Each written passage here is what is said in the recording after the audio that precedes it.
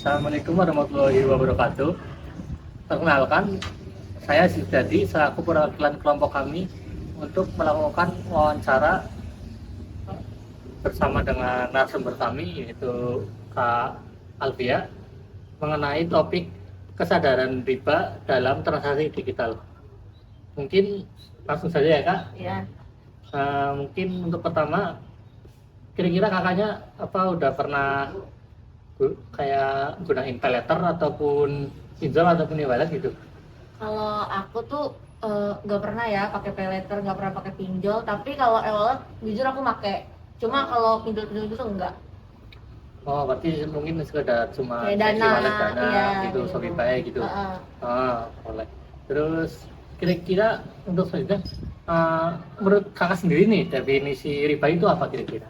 Kalau menurut aku definisi riba itu yang ini sih, yang kayak yang kita tahu ya, yang biasa aja kayak kalau di bank gitu, misalnya kita nabung, kita minjem gitu, pasti kan kayak ada bunga gitu. Misal kita minjem nih ke bank 100 juta, tapi kita nanti balikinnya lebih, itu riba sih, kayak gitu. Oh, Kalau jadi- sepengetahuan aku, Ya, misal iya, kayak ada tadi bunga itu. lah. Iya, bunga ya. itu ya bunga. Boleh. Mungkin lebih tepatnya seperti itu mungkin. Iya.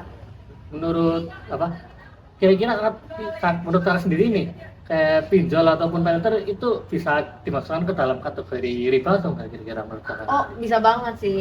Itu bener-bener riba, makanya kan dalam Islam tuh nggak boleh loh. Oh, Iya. soalnya kan misal yang pakai paylater atau pinjol, misal pinjemnya ya 100, balikannya pasti Iya. lebih dari itu. Iya, Ya, contoh kayak 120 di ataupun Shopee Paylater kan. Nah, iya itu sih. itu bunganya gede banget sih. Itu riba sih. Ya, mungkin di lingkungan kakak atau di sekitar kakak, termasuk teman kakak, apakah ada pengalaman yang pernah pakai pinjol ataupun paylater gitu? Pernah sih, ada beberapa, ada temen aku yang pakai. Enggak. Kira-kira itu emang buat kebutuhan atau apa gitu? Kalau dari yang aku tangkap ya, itu emang karena buat kebutuhan mereka mendesak gitu sih. Oh, berarti Tapi rata-rata kayak ada yang emang sengaja, emang udah terbiasa aja gitu. bahaya juga ya udah Iya. biasa gitu. Mungkin terakhir ini buat kakaknya, kira-kira pesan-pesan apa yang bisa disampaikan ke yang nonton nanti nih, tentang terkait pinjol dan paylater ini? Kira-kira pesan apa yang buat mereka gitu? Kalau dari yang aku bisa sampaikan ya, untuk orang yang emang sengaja, misalkan nih pakai Shopee Paylater dan sengaja pakai Shopee Paylater karena dia males top up gitu. Temen aku jujur ada kayak gitu. Kayak mendingan tuh kalian udahlah, mendingan udah top up aja gitu loh, jangan pakai Shopee Paylater karena sayang juga uang kalian buat bayar bunganya segala macam kan.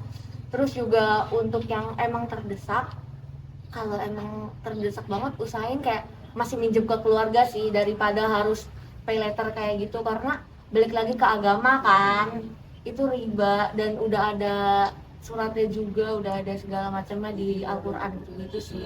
Kayak ya balik lagi ke agama gitu. Oh, jadi gitu ya. Selagi masih ada keluarga, kenapa coba dulu gitu Ya, loh. karena penolong terdekat kita adalah Iya, keluarga keluarga. gitu ya. Ya, mungkin sekian ya Kak. Ya. Jadi teman-teman ingat, diusahakan jangan pernah riba ataupun pakai pinjol dan lain-lain. Ya. Karena rugi diri sendiri. Ya. Kenapa sih? Ya, di sini kita ada narasumber baru teman-teman. Namanya dia itu adalah Mas Riza dari angkatan berapa Mas? 21 sastra Inggris juga. Sastra Inggris juga. Nah, di sini kita itu izin untuk bertanya ya Mas. Ya, Terkait siap, silakan. kebutuhan kami di mata kuliah ibadah akhlak muamalah. Ya. Mungkin pertanyaan pertama ya, teman-teman. Apakah Mas Riza itu pernah memakai paylater gitu loh selama umur hidupnya? Paylater pernah ya, kecuali pinjol sih. Kecuali pinjol. Iya. Itu di aplikasi. Sebenarnya sama saja ya. Sebenarnya sama sih Mas, tapi Iya. itu di aplikasi mana ya Mbak? Sama. Kalau paylater di Shopee, Paylater di Shopee. Ya. Dan kalau boleh tahu ya Mas, itu paylaternya itu digunakan untuk kebutuhan apa, kayak pendidikan atau yang lain gitu? lebih ke perilaku konsumtif saya sih. Oh, perilaku konsumtifnya Mas Riza ya Ya. waktu itu. Itu dilakukannya dalam rentang kurun waktu berapa Mas? Misalnya sebulan itu bisa ngambil paylater 2 kali gitu atau bagaimana? Tergantung sih. Tergantung Kalau saya kebutuhannya. Kalau lagi kopi aja. Lagi nggak ada uang aja ya mas. Oke. Oh, gitu. Terus kalau misalnya yang pinjol, kenapa masnya itu nggak mau aja gitu mas? Menurut saya pinjol itu bunganya itu terlalu menekan para nasabahnya ya. Para nasabahnya bisa. Terlalu besar lah. Iya. Karena itu kan memang pinjaman daring ya. Jadi dari pihak penyedia pun pastinya tidak mau rugi lah. Secara kasarnya seperti itu. Baik. Berarti Mas Riza kan belum pernah melakukan transaksi menggunakan pinjol ya mas, pinjaman online ya. Belum. Tapi dari teman-temannya mas atau mungkin lingkungannya mas itu kayak pernah nggak sih melakukan pinjol gitu? Banyak mas. Banyak. Banyak yang terlilit dengan pinjaman online. Iya. Dan itu termasuk yang seumuran sama kita remajaan gitu. Iya. Rata-rata masih standar kita.